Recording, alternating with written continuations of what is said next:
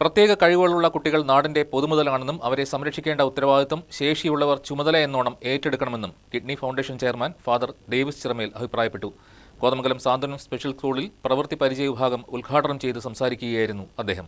ഭിന്നശേഷിയുള്ള കുട്ടികൾ അവരുടെ കഴിവുകൾ പ്രദർശിപ്പിക്കുമ്പോൾ അവയെ പ്രോത്സാഹിപ്പിക്കുകയും പരിപോഷിപ്പിക്കുകയുമാണ് സ്കൂളുകൾ ചെയ്യുന്നതെന്നും സമൂഹത്തിന്റെ പൊതുധാരയിലേക്ക് ഈ കുട്ടികളെ പ്രാപ്തരാക്കുന്ന സാന്ത്വനം സ്കൂൾ ചെയ്യുന്നത് വലിയ സേവനമാണെന്നും kidney foundation chairman father Davis Chiramel പറഞ്ഞു. കോതമംഗലം സാന്ത്വനം സ്പെഷ്യൽ സ്കൂളിൽ പ്രവൃത്തി പരിചയ വിഭാഗം ഉദ്ഘാടനം ചെയ്ത് സംസാരിക്കുകയായിരുന്നു അദ്ദേഹം.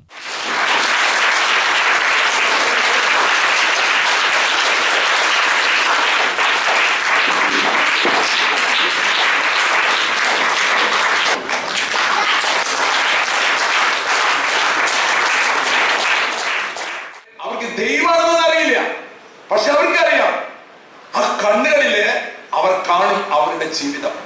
ആ കുട്ടികളോട് നിങ്ങൾ സംസാരിക്കുമ്പോൾ നിങ്ങളുടെ ശബ്ദം കേട്ടാൽ കുട്ടിയുടെ മനസ്സിൽ അപ്പ വരും ആണ്.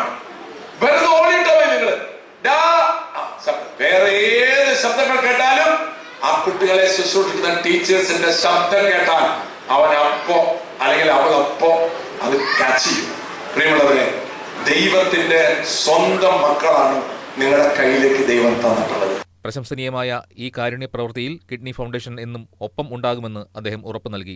റവറന്റ് ഫാദർ മത്തായി ഇടയനാൽ കോർ എപ്പിസ്കോപ്പ ചടങ്ങിൽ അധ്യക്ഷത വഹിച്ചു. Vice president doctor Jacob Ittoop സ്വാഗതം പറഞ്ഞു.